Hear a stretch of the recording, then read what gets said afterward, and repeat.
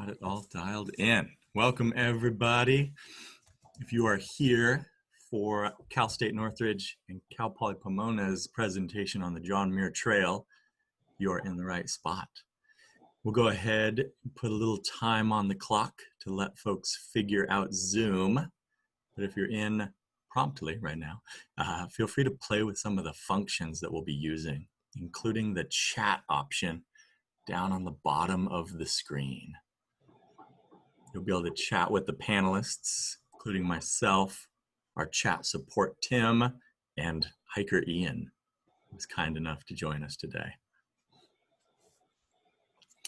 Another option, as we have some time, we're going to be using that Q&A button at the end of the presentation, where if we have enough time, Ian's going to stick around live to answer some more personal questions that you might have about hiking the scenic but big undertaking that is the John Muir Trail.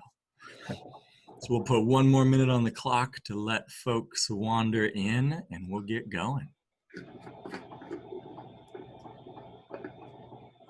And for now, if you want to practice with the chat, let us know where you're joining us from.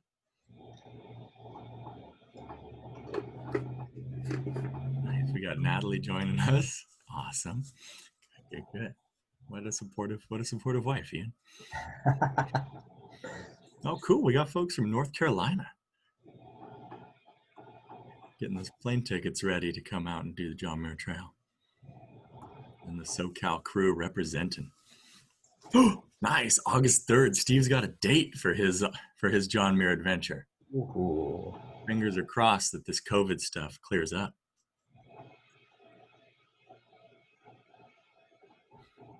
Nice. I was just in Dorrington, California 3 days ago. That is a super small world, Todd. Thank you for joining us. All right, couple more seconds and we will get rolling.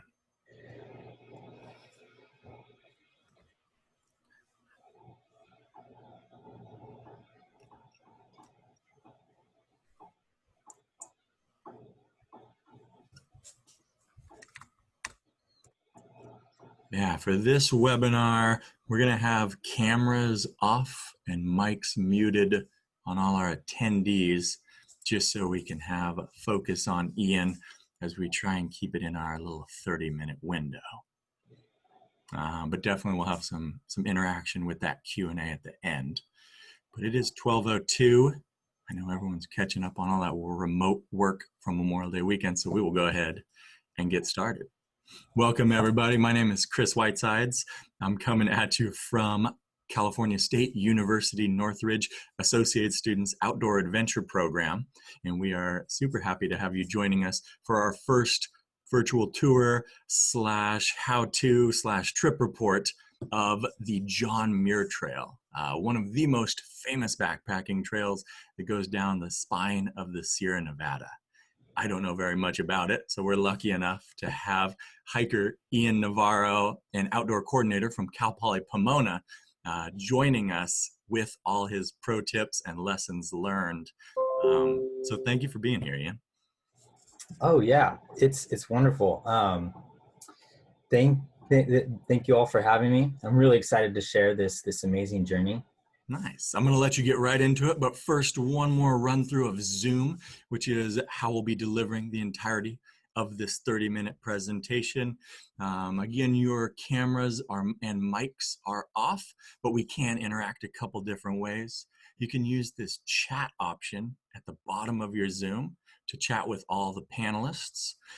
You can use the questions and answer, the Q&A feature at the end of the presentation, where Ian will answer some questions live, or Tim on our chat support will hit some of those softball questions you have and supplement some information. And finally, we'll have some polls available so we can figure out just who plans on doing the John Muir Trail or what you want to hear a little bit more about. This will be recorded and will be put up on our CSUN Outdoor Adventure page. So if you want to get a reminder of the information that we went over, or if you want to share it with other friends, it'll be available there with closed captions. I think that's all I have for my Zoom housekeeping. Again, we're pumped that everyone's joining us and that we have Ian here. But I'm going to go ahead and hand it off to you, Mr. Navarro. Awesome. Thank you, Chris, again. My name is Ian Navarro, and I'm going to be sharing with you a tour of the John Muir Trail, a trip report from the second half of June 15th to June 31st, 2015. So I'm a past alum of CSUN and currently Adventure Education Coordinator at Cal Poly Pomona's Adventure Program. Similar to CSUN's Outdoor Adventure Program, I work to develop students in becoming outdoor professionals, further educating and exposing thousands of students each semester to indoor and outdoor adventure related skills. I know many people are nervous when it comes to preparing for such a lengthy and committing trail like the John Muir Trail. Well, I'm here to provide some helpful personal insights and fundamental strategies when planning for a lengthy backpacking trip such as the JMT. During the presentation, I'm going to show you some of the secrets that led to comfort and happiness on the trail, which ultimately led me to the feeling of freedom and led to a successful completion of all 225 miles of the JMT. It's important to recognize too that prior to the arrival of the European American settlers, the Paiute people living in the High Sierra region utilized a series of ancestral trails for hunting and trade with neighboring indigenous groups, also known as the Paiute Road and People's Trail. Also note that this trip report is not intended to prepare the viewer to attempt the JMT. It is a presentation that will include some key elements, introducing personal, logistical, and equipment-related that led to successful completion of this backpacking experience. It is not a substitution for adequate personal experience, training, and planning. Please keep in mind that there are many factors that are uncontrollable that we encountered, such as storms, river crossings, trail damage, animals, ice-covered passes, and the planning and routes I used may not be the optimum strategy for everyone. So quickly, an overview. We're first going to stop in and review some highlights of the trip. We're also going to look at 3 elements that I found to be successful in planning a long-term backpacking trip. We'll do an abbreviated tour of the John Muir Trail, and we'll save some time for a reflection at the end, and hopefully some time for Q&A. When I think back, it's not the difficulties that I recall on the trail. It's not the complexity of the planning or the moments of physical pain, but it was the simplicity of the current moment. My titanium mug filled with tea and sometimes some fresh pine needles, and only what can be described as a moving meditation along some of the planet's most pristine landscape. So I couldn't have done this alone. Definitely incorporated a trail team and many others that helped support us along the way. On the picture to the left, you'll see myself and my wife Natalie to the right, also a CSUN alumni. You'll see Brittany and Chris, some of our closest friends, who we also engaged with hiking, backpacking, and climbing trips prior and since this trip. So the John Muir Trail for us clocked in at around 225 miles over 17 days. We averaged 13.2 miles a day, with our longest day being 18 miles. We had elevation gain and loss of over 46,000 feet, and we packed through 4 separate rainstorms, many of which had thunder and lightning, and sometimes lasted all day and well into the evening. We conquered over 11 passes, many of which were over 10,000 feet. My personal average backpack weight was 28 pounds, with a minimum weight of 24 pounds and a max of 36 pounds, which was pretty light considering. Due to the adequate practice with my equipment, I successfully completed it with 0 blisters on my feet, but I did gain over 100 mosquito bites, and I did lose 1 hat.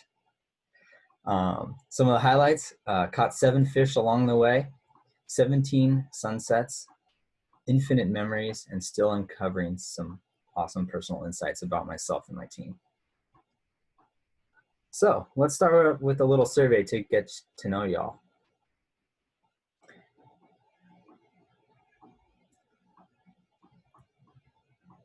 So go ahead and fill in the survey, and we'll share the results with you.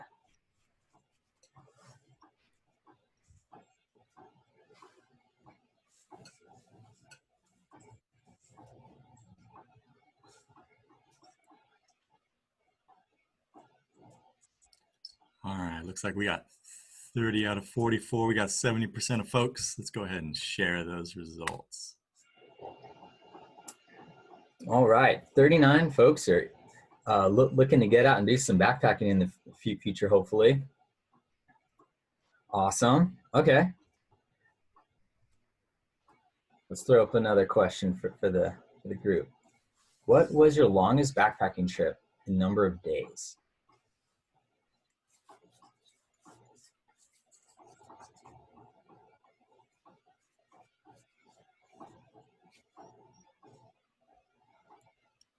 All right, we'll go ahead and share these results right here too. Oh, wow. We've had some folks out there do 10 plus days, 5 to 10. We had 12% doing 5 to 10 days. Those are that's some good experience. Awesome. I'm speaking to a pretty experienced group. You want me to launch that last poll, Ian? Sure. So question is, what topic are you most interested in during this presentation? Trail life, personal preparation, trip planning and logistics, equipment related, or lessons learned?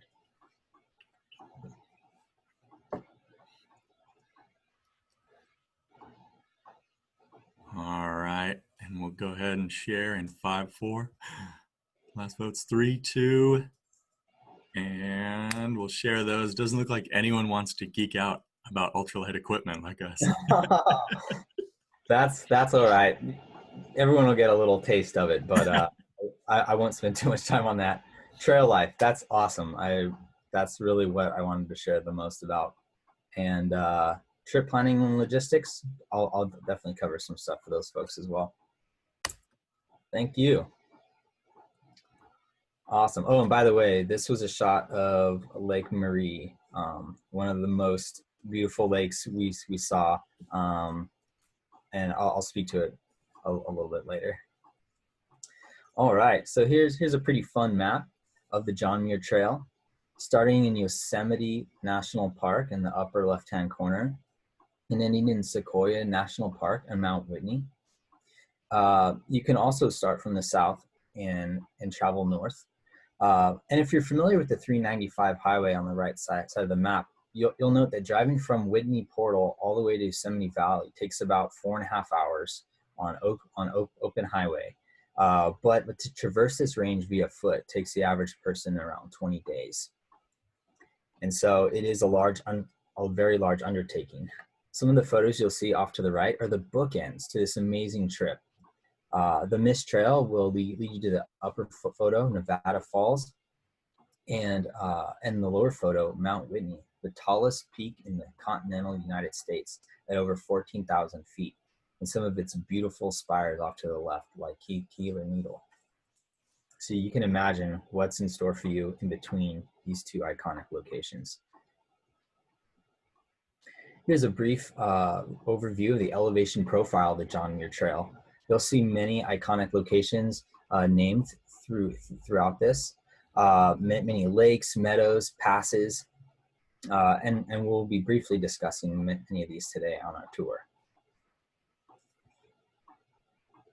So I'll also be covering some of the 3 elements of long-term backpacking and some of the successes I've had with following these 3 key elements.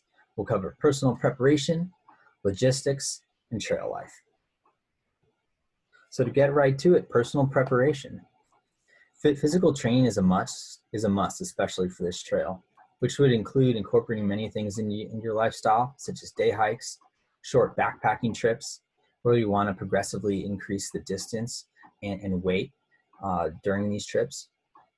And then, honestly, it's really important to focus on utilizing your projected footwear and backpack in preparation for this trip.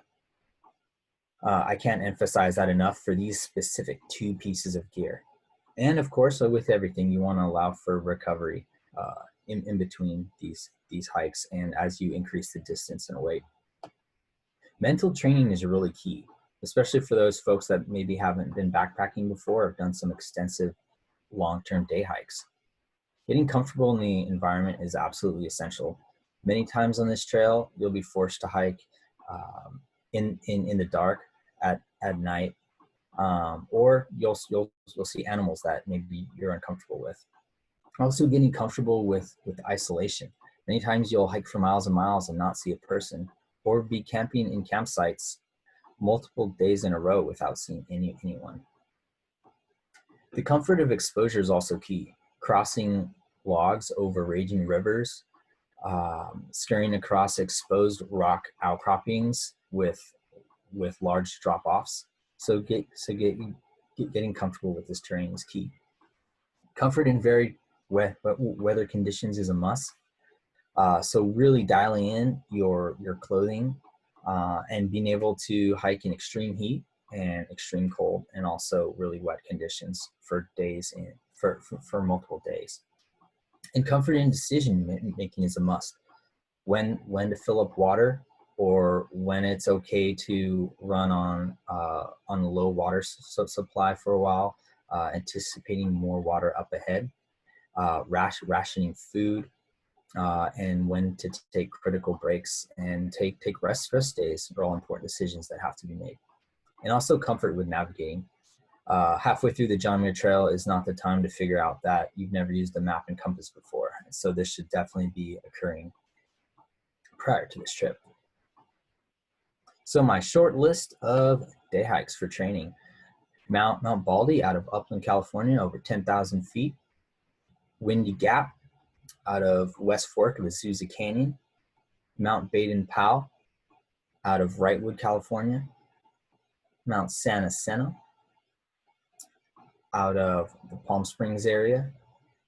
Iron Mountain, also out of Azusa. And lastly, San Gorgonio, which boasts 16 miles round trip, over 11,000 feet, and my favorite mountain for training for Mount Whitney. All of these trails host really steep elevation gain and decent mileage in preparation for a trail such as the John Muir Trail. Pro tip here, once again, hike with your projected backpack and shoes that you're going to use for the John Muir Trail to ensure that they're comfortable over the long term, and work up to your daily average and mileage elevation gain. For those folks that were interested in some of the logistics, here it is.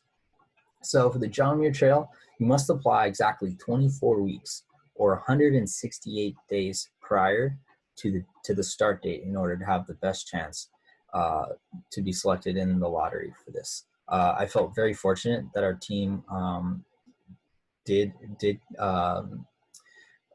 complete the lottery and get the permit for this. You also have to pick up the actual permit the day you start at the Yosemite Ranger Station, or if you start in the south in the Whitney area, they'll pick it up from the Interagency Center. You'll also need to combo this up with the Donahue Pass permit, which is the exit permit out of Yosemite. For us, this was 4 days later, so we had to project this out in our tour plan and apply for this permit as well. And last but not least, you also have to project out your exit day on Mount Whitney in order to obtain your exit or entrance permit, just depending on whether you're coming from the north or south. We'll provide some references at the end of this presentation where you'll be able to look into the details of all of this. There's also a shuttle drop option. You can actually start in Yosemite, hike all the way to Mount Whitney, and have the Yards bus pick you up and drive you back to Yosemite. And then there's also the ESRT bus, which can help out with this. We actually parked the car at the Whitney portal and got dropped off in Yosemite and hiked for 17 days and found our car still in one piece at the end of the trail that we were very grateful for. From what I heard from 2016 on, this is not a possibility anymore. So the Yards bus or a friend to pick you up will probably be the best solution. There's also a Reds Meadow shuttle bus, which I believe was on day 6 or 7 of our trip. And this we took to get into the city of Mammoth Lakes to get a food resupply. So some classic and popular food drop spots: the Tuolumne Post Office, where you can ship food and pick it up, usually on day 2 or 3 of your trip. Mammoth Lakes, Like I mentioned earlier, on day 6, we took the Reds Meadow shuttle bus to food supply. VVR resupply, which actually you can ship your food. It's actually carried in on mules and then boated across a large lake, and your food will wait for you there, and you can take a ferry to pick up your resupply. Muir Trail Ranch resupply, a classic spot. Probably most people will utilize this. You'll ship up to a 50-pound bucket, which is also carried in on mule and across lakes in order to get to this remote outpost where you can pick up your resupply. If there's leftovers, you can also have those too. We found beef jerky, extra batteries, and even clothing that other folks left behind. And there are third-party companies that can also help you with your resupply. And we actually had friends from CSUN, Cole and Montero, help bring us food in from Onion Valley on our last food drop. That was amazing. In planning for your tour plan, daily distance based on your training and allotted time. So if you have 17 days, your average will be 13.2 miles. So you'll have to do those calculations. You'll want to incorporate daily breaks and rests. You'll definitely want to detail your plans around your food supply and pickup and water sources. And don't forget to create contingency plans for weather delays, emergency exits, and crowded campgrounds. All right. In general, food and water is critical, right? On the trail, you'll average about 2 pounds of food per person per day. This is a shot of our 4 bear cans loaded up to the brim, completely smashed and packed. The trick here is to repackage all of your food. Take it out of those bulky packages and throw them in Ziploc bags and really compress the stuff down. We allotted ourselves warm breakfast and warm dinner, and we chose for quick trail lunches where we didn't need stoves. The trash management plan is what I mentioned prior with repackaging. And you'll really want to detail out your plan. The biggest thing you can do to save weight is to plan out where you're going to resupply your water. On average, we carried 2 liters at any one point, with some of our longest stretches without water carrying up to 4 liters of water, which is over 8 pounds. Our weapon of choice was the gravity filter, the Sawyer Mini, and then just the traditional Sawyer inline water filter. With the gravity filter method, we didn't have to do any pumping. We didn't have to hang out by the lake or the river getting bit by mosquitoes. We could capture that water, bring it to camp, and let gravity do the work for us. Average 6 liters in 3 minutes. It's my favorite way to filter water. And I even saw some people utilize the same method as they were hiking on the trail. So the gravity filter is something I'd definitely recommend. Camp setup. Aim for established campsites and avoid common hazards. So you'll definitely want to make sure you don't have dead trees perilously perched and hanging over your tents, or areas that can be subjected to rockfall or flash flooding. Make sure that your tent is proven mosquito and waterproof. You should be around 200 feet from any water source. You don't want to be any closer or any further, really, just for convenience and to follow no trace ethics. And be prepared for crowded campsites, especially if you don't start early, which I'll talk a little bit about that later. All right, trail life. I know a lot of you wanted to hear about this, and it is a lot about group dynamics and teamwork. Selecting your team is really important. I'd recommend selecting folks that you've had a proven friendship with and that you've done a lot of your training hikes with. Folks that can maintain a positive attitude during trying situations, and typically have clear communication, and really important to have similar goals in terms of mileage, what your interests are. For equipment and clothing, you'll want clothing for all possible weather conditions. I think I wore my system of clothing in every different way possible, just to help regulate body temperature, and some layers were wet and drying out, hanging on my backpack, so I was wearing different layers to accommodate for that. You'll definitely want versatility through layering.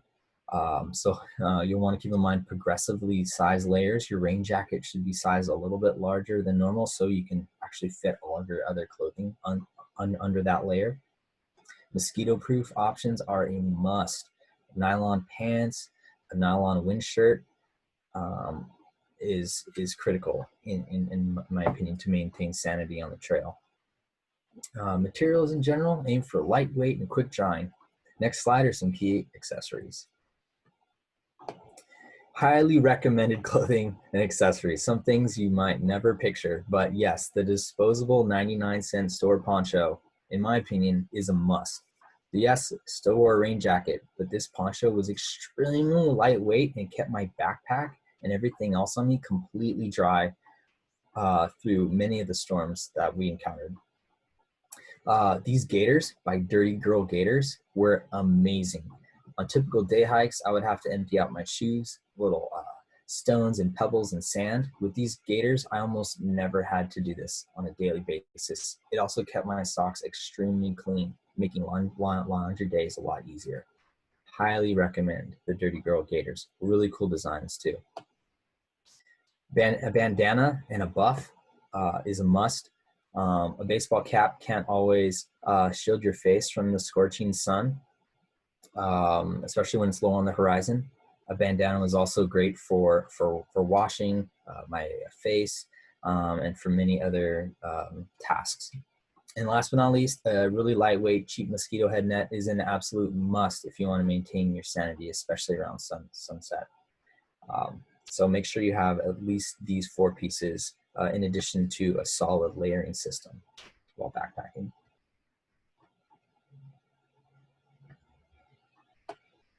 All right.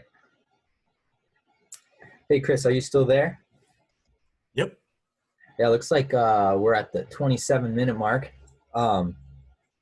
Do we have time for the tour, or I can jet ahead to the reflection piece? I'll go ahead and put the tour up with the recording. So if folks want to poke around on Google Earth, they can access it that way. Okay. So you'd like me to continue the tour? Yeah, and I'll just do the Google Earth stuff afterwards if folks want to hang around, or I'll put it up at the okay with the recording. Great. All right. Well, I'll jet through this, which I plan to anyways. Here we have a photo of Happy Isles, and this is actually on the Mist Trail, a view of Nevada Falls. And this is the group and I at the first sign. Day 2, Cathedral Pass, 9,700 feet, one of my favorite spots. John Muir repeatedly compared Yosemite Valley and the mountain peaks around to a church or cathedral. After many awestruck moments gazing at Cathedral Rock through openings in the trees, he decided to climb to the top. Writing of his experience, he said it was the first time since he had come to California that he had been to church. It's truly a magical spot. Donahue Pass for us was on day 4 at 11,000 feet. And then we quickly passed through Island Pass to Thousand Island Lake. Thousand Island Lake is a beautiful spot dotted with a ton of islands. It was very, very, very remote. We didn't see one other person camping here. Lake Virginia. For us, this was actually day 7. We had storms. It was one of the most beautiful postcard perfect sunsets I'd ever seen. Mother Nature's projector blasted her sunset on this mountain. This picture definitely does not do it justice. Silver Pass at over 9,000 feet. To the Mono Creek Bridge, we saw more storms where we had to back flush our filters and many times due to the silty waters that these storms created. This is also, just past this area is Lake Edison, where you can pick up your food drop at BVR. Selden Pass above Lake Marie.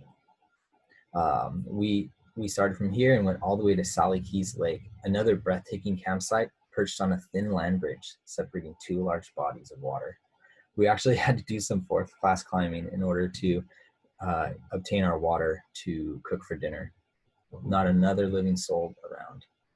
Murray Lake was one of our favorites, jaw-dropping beauty, and we caught 4 trout.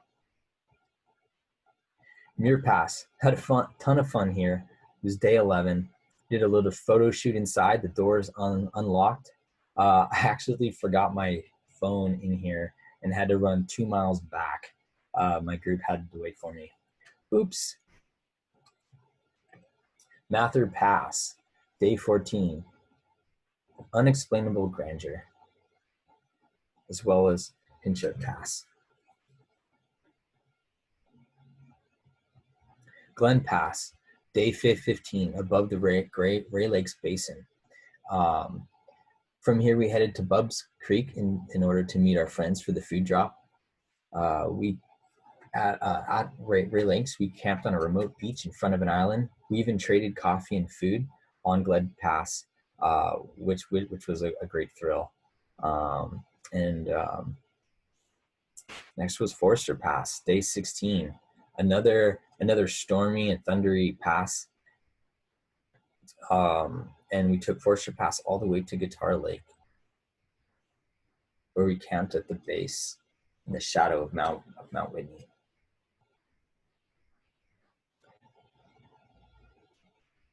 All right, this is the fun part. 3 things I would not change.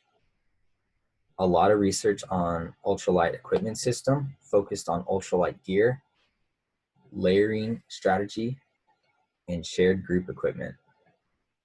I had a ton of fun with this book, Ultralight Backpacking Tips, which we'll also have in the references by Mike Leland. Such a fun book. Really cool illustrations, really easy to read. Highly recommend it.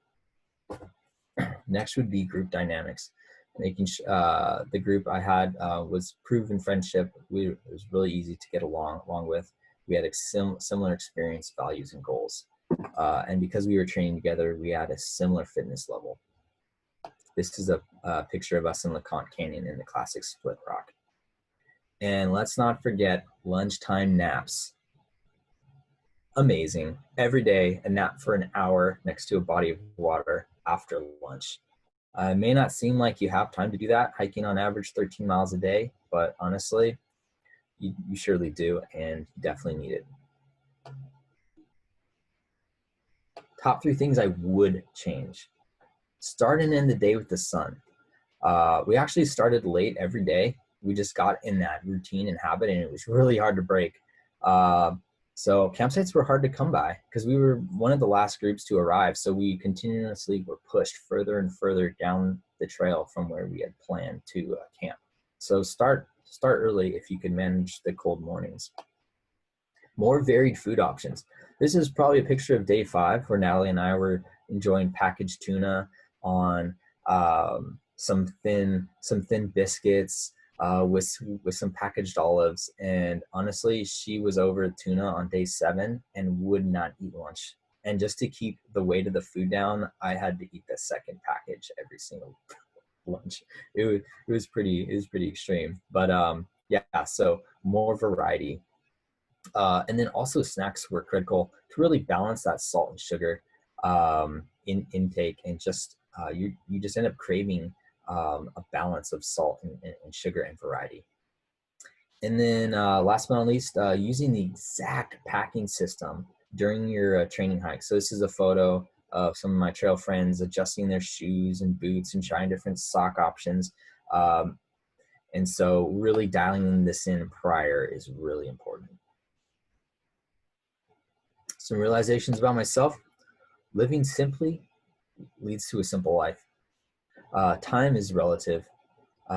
Changing your lifestyle really does change your pace. I found that I can be comfortable with less. And after 4 days of high intensity aerobic exercise, I noticed a dramatic shift in my overall fitness, the ability to regulate temperature, and pain tolerance. And friendship and teamwork is essential, and is the cherry on top of life. And there is a deeper connection that can be experienced through immersion and attentive listening. And that concludes this John Muir trip report. Excellent, excellent. Thank you so much for doing that, Ian. That was a massive overview of topics that folks can continue to deep dive into, but a really good broad overview. And I like all the personal flares, especially the fishing pro tips too. I know we went a little bit over. Thanks, folks, for hanging with us. Again, this presentation will be uploaded in its entirety with the handful of links that we've been copy and pasting into the chat. I'll go ahead and load those links up one more time if you want to jot those down or save them. But all really good, solid information to supplement this personal experience with. Ian, if you have 5 minutes left, that's a pressure move. Nice. If folks have questions for Ian, please feel free to put them in the Q&A section right now, and we'll jam through a few with Google Earth as our backdrop of these locations.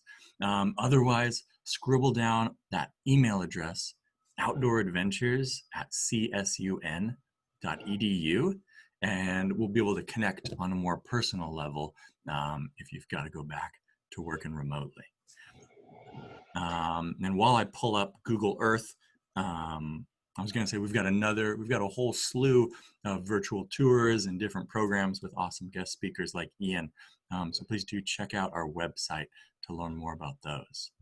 I'm going to pull that up, Ian. If there was anything you wanted to add, now's your time. Oh yeah, did you want me to answer some of these Q&A questions that are flowing in? Yes.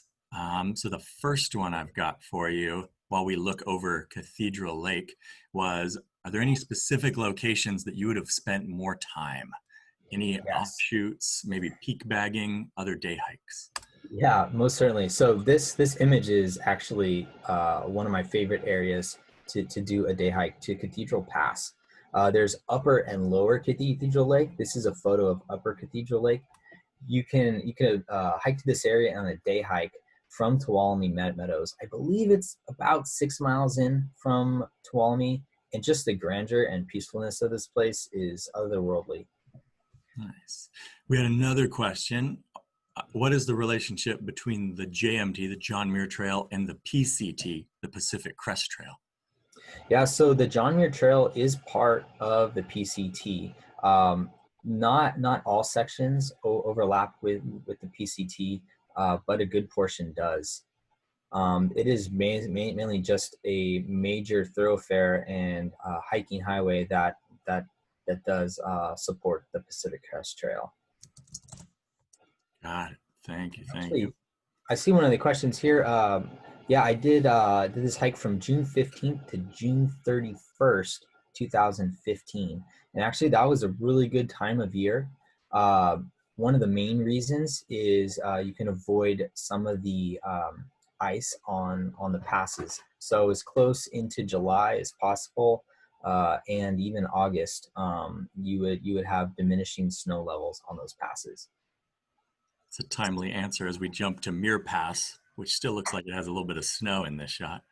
Yeah, so Muir Pass is rugged, very rugged environment. As you can see, there's tons of talus on the ground. And actually, passing Muir Pass, we had to stay the night. I told you I lost my phone and I went back and found it. But I set the group back a little bit and we had to camp on some really rugged terrain. It was really challenging. A beautiful area. We had someone that wanted to know a little bit more about your preferred ultralight shelter. Yeah, so trying to obtain a shelter in and around the 2 to 2.5 pound mark would be ideal. We utilized the Big Agnes Fly Creek 3-person tent. There's some of the models might have changed since. But Big Agnes tends to run a little small, so we went for the 3-person size, which kind of felt like a 2-person tent. No matter what, once again, mosquito proof and rain proof is a must. Could you share a little bit more about what the heck a gravity system is for water? It sounded like you like that one a lot. Yeah. One more time. So basically, we grabbed a 3-liter bladder. So by Camelback or Platypus, and we labeled that our dirty water. We made sure that one had a really wide opening. So you can basically scoop the water out of a lake or hold it under a little waterfall to collect water. From there, you plugged in an inline filter, and the water just from gravity would be pushed down the bladder and through that filter element, and you can direct that into a bottle or direct it right into another bladder into your backpack. So you never had to remove the bladder from the pack. Look up Sawyer, Sawyer, and you'll see a ton of their products. Got it. We got one more. I'm going to double it up. Wildlife encounters and GPS? We did not take a GPS. We had used map and compass and a detailed tour plan. And the secret really is staying found, and then you're never lost. So honestly, multiple times a day, we would check our map to ensure that we were in the right spot and on trail. So at least 4 times a day, and at every break and at every lunch stop. So yeah. And then in terms of animal encounters, really none. Though I have had animal encounters in these areas in the past, what it comes down to is proper food storage. So utilizing those bear cans, keep them at least 200 feet away from camp, and or hanging food if it's allowed in those certain areas. But if you manage your food properly, you'll have very few negative animal interactions. All right, then my actual last one. How many times did you get lost? Be honest. Oh yeah. There was one time our map actually was cut off at the wrong spot, and there was a new trail junction, and some people had vandalized a sign. So to pick up our food on the John Muir Trail, on the Muir Trail Ranch junction, set us back by 4 miles. So we added 4 miles to our total time because of that, and that was probably one of our only main times getting truly lost. I've been on other hikes where admittedly 4-day backpacking trips where I've gotten lost like more than 10 times. But this area of the trail is pretty clear. And a lot of research. Cool. But for the most part, trails are pretty well marked, yeah? Yeah. Well, there can be trail damage. There can be vandalized signs. There can be missing signs. As you can see in this photo, the trail seems to be fairly clear, but it's definitely not a guarantee. All right, I have to stop myself because I could keep asking you questions and hearing little stories about day 12. But thank you everyone again for joining us. Check out our website for more offerings like this, or send us an email if you want to connect and geek out with Ian more. And otherwise, I think that is it for today. Thank you again, Ian, for joining us. Yeah, thank you. It's been a pleasure. Well, we'll see you all this Thursday at 12 to check out Acadia National Park. Bye, all.